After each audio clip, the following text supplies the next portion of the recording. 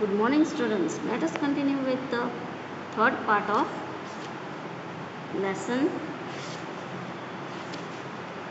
the best Christmas present in the world. So let us begin. I folded the letter again and slipped it carefully back into this envelope. I kept awake all night. By morning, knew what I had to do. I drove into Bridggrove, just a few miles away. I asked a boy walking his dog where Cop my beaches was. House number 12 turned out to be nothing but a burnt out shell. The roof gaping, the window boarded up.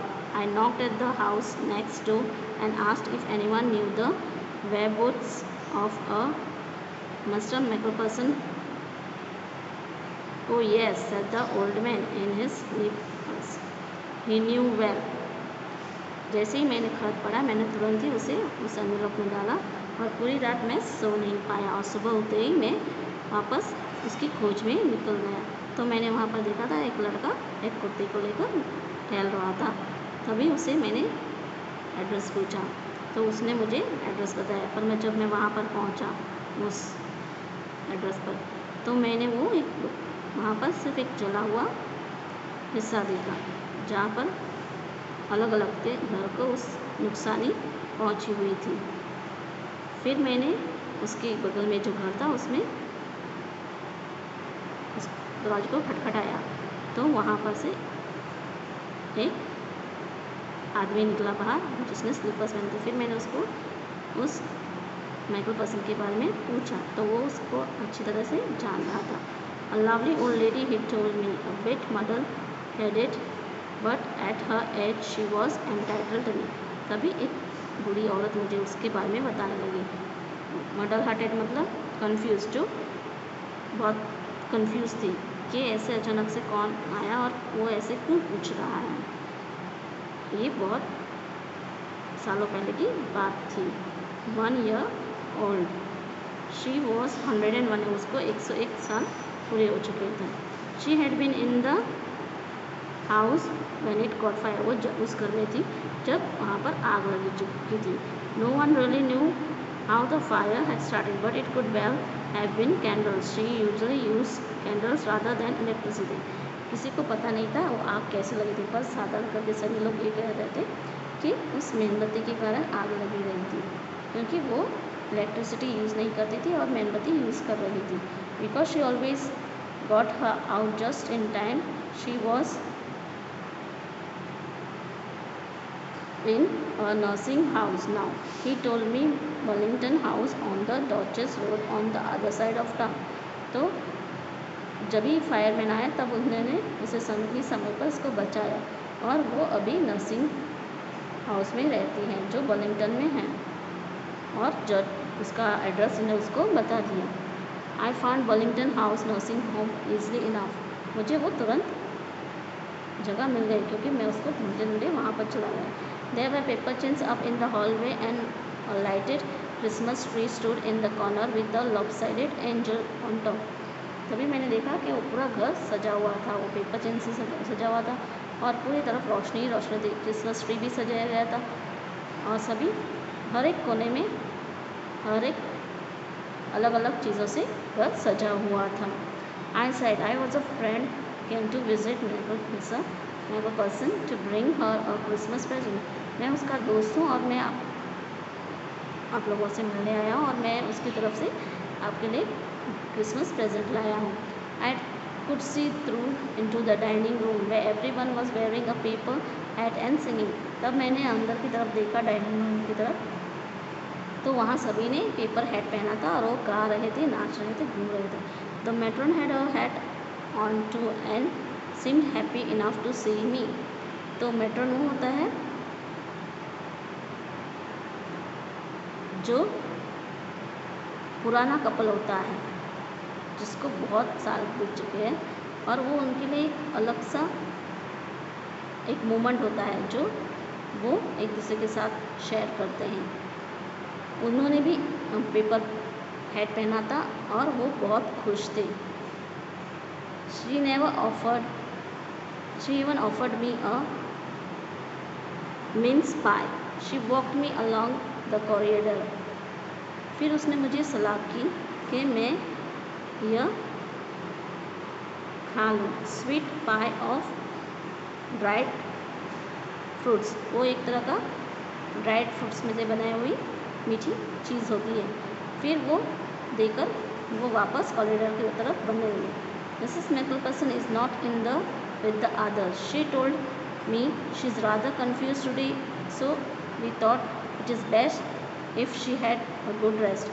वो कहने लगा कि आज उसकी तबीयत ज़रा ठीक सी नहीं लग रही, वो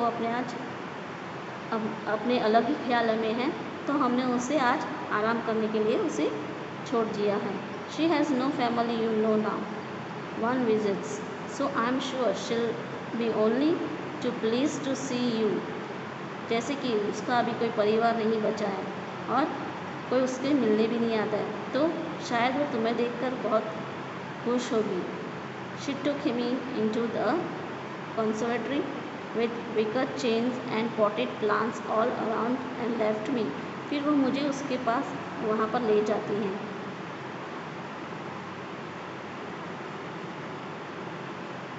जहाँ पर एक चेयर थी, जो व्हील चेयर होती वो थी, और पॉटेड प्लांट्स थे all around and left me. मुझे वहाँ पर वो छोड़कर चली गई। The old lady was sitting with a wheelchair, her hands folded in her lap। वो वहाँ पर बूढ़ी औरत उस व्हीलचेयर पर बैठी थी और उसने अपने हाथ फोल्ड करके अपने पैरों पर रखकर बैठ रही थी। She had silver white hair pinned into a wispy bun। उसने अपने बालों में सफ़ेद कलर का पिन लगाया, सिल्वर कलर का पिन लगाया हुआ था। She was gazing out the garden. Hello, I said. She turned and looked up at me vacantly. Happy Christmas, Connie, I went on. I found this.